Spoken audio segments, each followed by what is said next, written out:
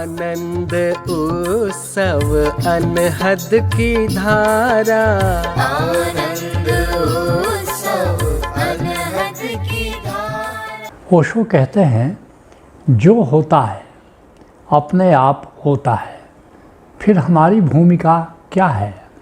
संत कहते हैं, ऋषि कहते हैं, सारे बुद्ध पुरुष कहते हैं सृष्टि एक लीला है।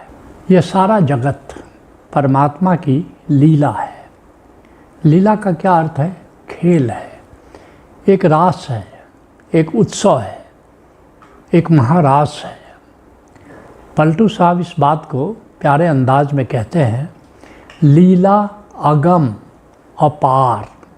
कहते हैं प्रभु की जो ये लीला है, जो सृष्टि के माध्यम से चल रही है, ये अगम अर्थात बोधगम में नहीं है। बुद्धि से इसका पता नहीं चलाया जा सकता, इसके रहस्य को नहीं समझा जा सकता, और अपार है। अपार का मतलब ये निरंतर चल रही है लीला। कब से चल रही है, कब तक चलेगी, कोई नहीं जान सकता, उसका पार नहीं पाया जा सकता। और सकल घट अंतर जामे। और ऐसा नहीं कि फुटबॉल और फुटबॉल के खिलाड़ी की तरह है, बल्कि जैसे फुटबॉल के खिलाड़ी है और फुटबॉल दोनों अलग अलग हैं। ये जो नियंता है, ये जो परमात्मा है, जिसके माध्यम से लीला चल रही है, वो सभी जीवों के भीतर आत्मा बनकर के बैठ गया है। अर्थात इस लीला की आत्मा भी वही है। खाही खिलावही राम, दे ही हमको बदनामी, कहते हैं। और संतों के माध्यम से भी लीला चल रही है। लोग संतों के पास आते हैं, अपना सुख दुख ले करके आते हैं, और चमत्कार घटित होता है। लोग देखते हैं उनके जीवन में चमत्कार हो रहा है, सब कुछ असंभव काम संभव हो रहा है। लोग संतों को क्रेडिट देते हैं, संतों को श्रेय देते हैं। और पलटू साहब कहते हैं, मैं तो जानता हूँ कि ये सब प्रभु ही कर रहा है। लोग मुझको श्रेय दे देते हैं और मजाक कर रहे हैं, बदनामी। अर्थात संत की शोहरत भी एक तरह से संतों की बदनामी है। ऐसा ये विनम्रता देखो। और कहते हैं हमसो भया न होएगा। कहते हैं तुम हमको श्रेय देते हो, तुम्हारे साथ जो भी भला होता है, तुम्हारा जो भी मंगल होता है, तुम श्रेय हमको देते हो, लेकिन मैं तो जानता हूँ कि मैं कुछ भी करने लायक नहीं हूँ। और कहते हैं कि खाई हमसो भया न होएगा, हम में कोई शक्ति नहीं है, हम में कोई चमत्कारिक शक्ति नहीं है, इसलिए मुझसे ये सब नहीं हो रहा है, न होगा। लेकिन क्या होता है, साहिब करता मोर, मेरे को आगे बिठा करके, मुझे माध्यम बना करके जो भी करता है, करने वाला परमात्मा ही है, कोई दूसरा करता नहीं है। कर्ता पुरुष एकमात्र परमात्मा ही है। देत लेत है आप ही, अब पलटू पलटू शोर। खुद ही वो किसी को देते हैं, किसी से खुद ही लेते हैं। लेकिन कहते हैं पलटू साहब के लोग कहते हैं मेरा नाम प्रकाशित हो रहा है, मेरी कीर्ति चारों तरफ फैल रही। इसमें भी प्रभु की लीला है, इसमें प्रभु के छुपे हुए हाथ हैं कि वह संतों को श्रेय देने के लिए संतों के माध्यम से इस तरह मंगल कराता है जगत का। तो इस तरह सृष्टि जो है, पूरी सृष्टि अस्तित्व की लीला है, द्वंदात्मक है। एक खेल चल रहा है, दो टीमों के बीच में सदा मैच चल रहा है। स्वयं को उसमें हमको ढालना है। जगत की लीला हमारे अनुसार नहीं चल सकती, लेकिन हाँ, जगत की लीला के अनुसार, जगत के नियमों के अनुसार, परमात्मा के नियमों के अनुसार हम अपने को अगर ढाल लेते हैं, हुक्म के अनुसार अगर हम चलते हैं, तो हमारा जीवन मंगलमय हो जाता है। इसलिए एक शायर कहता है, जहन के वास्ते सांचे तो न ढालेगी हयात। ये हमारे भावों के अनुसार सृष्टि नहीं ढलेगी, हमारे भावों के ढांचे में सृष्टि नहीं ढलेगी। जहन के वास्ते सांचे तो न ढालेगी हयात, जहन को खुद ही सांचे में ढलना होगा। ये जो लीला चल रही है, जो हुक्म के अनुसार सब कुछ जो हो रहा है, तो अपने भावों को, अपने आप को हमको उसी में ढालना होगा। इसी में हमारा मंगल निहित है। और ये बात ठीक से समझ लेने की है कि ये जो संसार है, ये नाटक है, एक नाटक चल रहा है, एक खेल है, एक लीला है, जिसमें सबकी अपनी भूमिका होती है। तो ये जो सृष्टि चल रही है, ये जगत जो संचालित हो रहा है या जगत का जो खेल चल रहा है, हम सब उसके खिलाड़ी हैं। हम सब की अपनी अपनी भूमिका है। जैसे फुटबॉल में कोई सेंटर फॉरवर्ड से खेल रहा है, कोई गोलकीपर से खेल रहा है, कोई बाएं तरफ से खेल रहा है, कोई दाहिने तरफ से खेल रहा है, लेफ़्ट इन राइट इन। तो ये जो हम सब खिलाड़ी हैं और हम सब की भी कोई न कोई भूमिका सौंपी गई है।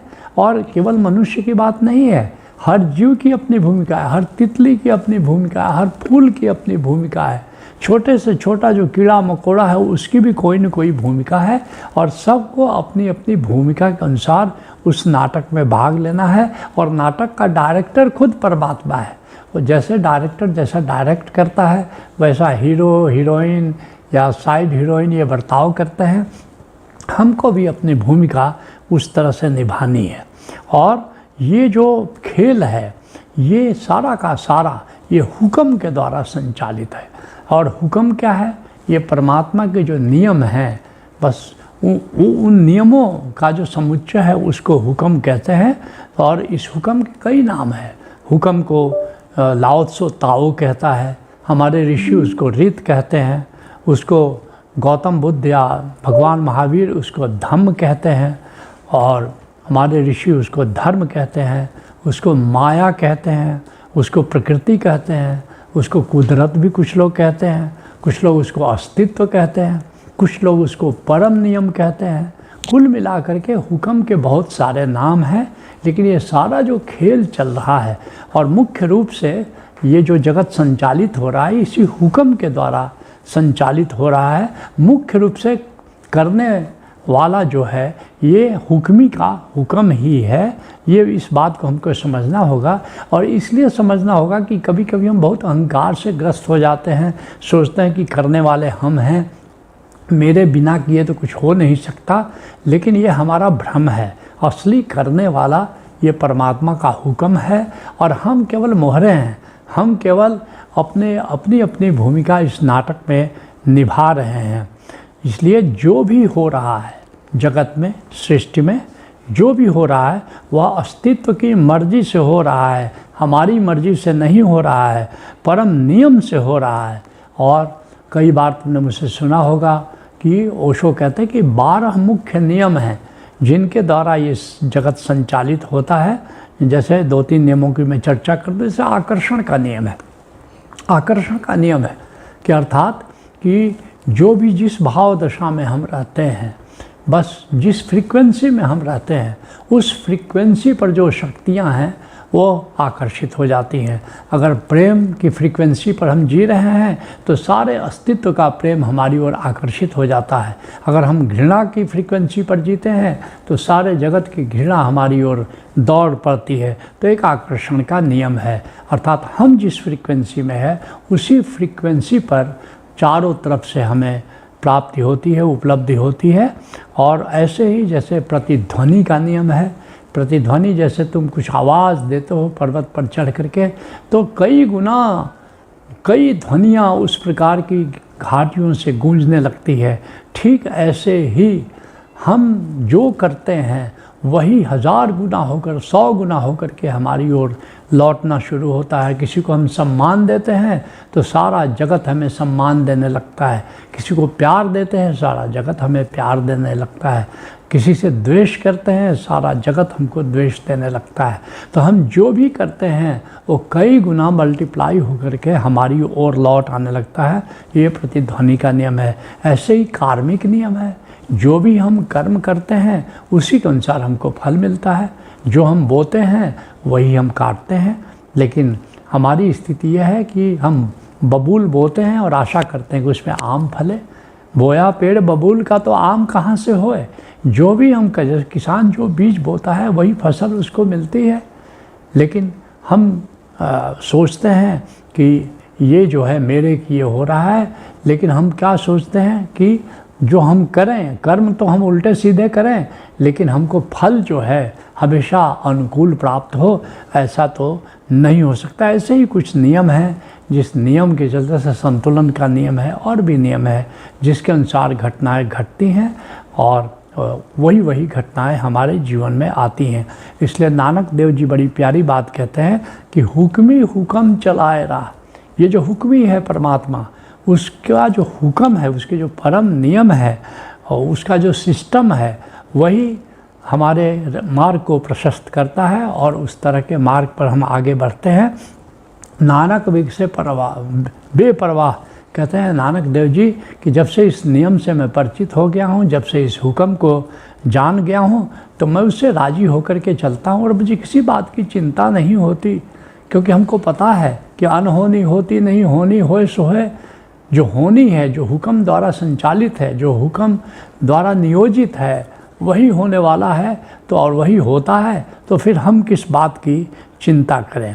तो ये बात समझने की है कि चीज़ें हो रही हैं, इसलिए क्रिया और कर्म में ज़रा भेद समझ लेना कि सब कुछ जो मुख्य बातें हैं वो क्रिया के द्वारा प्रायोजित है, कर्म के द्वारा नहीं। कर्म सेकेंडरी है, क्रिया प्रायोजित है। क्रिया और कर्म को ज़रा ठीक से समझ लो कि हुक्म द्वारा जो संचालित कर्म है उसको क्रिया कहते हैं। जो परम नियम के द्वारा, जो हुक्म के द्वारा हो रहा है, घटित हो रहा है, उसको क्रिया कहते हैं। जैसे मौसम का परिवर्तन, ये हम पर निर्भर नहीं है, ये क्रिया है, ये हुक्म द्वारा संचालित है। कभी जाड़ा आता है, कभी गर्मी आती है, कभी तापक्रम बढ़ता है, कभी तापक्रम घटता है। क्या तुम सोचते ये हमारे द्वारा संपन्न हो रहा है, जीवों के द्वारा संपन्न हो रहा है? नहीं हो रहा है। जाड़ा आता है, गर्मी आती है, बरसात आती है, कभी बाढ़ आ जाती है, कभी अकाल आ जाता है, फिर कभी किसी का जन्म हो रहा है। क्या सोचते हो जन्म ये हम पर निर्भर है कि हम जन्म कब लें, कहाँ लें, किसके घर लें, किस नगर में लें, किस देश में लें? ये तो ये हुक्म के द्वारा संचालित है। ऐसे ही सोचो कि जैसे मान लो कि मृत्यु हो रही है, तो क्या ये मृत्यु हम पर निर्भर है? ये एक क्रिया है, एक हुक्म है, उसके द्वारा ये मृत्यु हो रही है। वैसे ही बच्चा का जन्म होता है, फिर बचपन है, बच्चा बढ़ना शुरू होता है। क्या तुम खींच करके बच्चे को बड़ा करते हो?